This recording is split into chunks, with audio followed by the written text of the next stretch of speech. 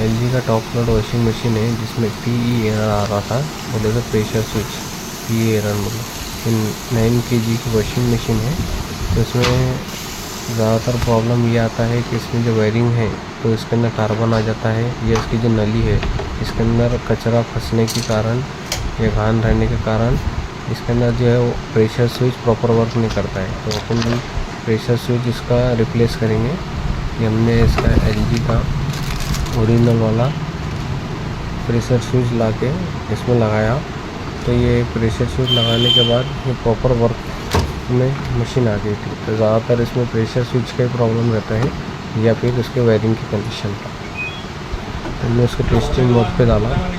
Testing mode पे डालने से ये डायरेक्टली और करना चालू कर देंगे। तो ऐसी वीडियो के लिए हमें फॉलो करें, लाइक करें, शेयर करें। मिलते हैं नेक्स्ट वीडियो में, तब तक के लिए थैंक यू।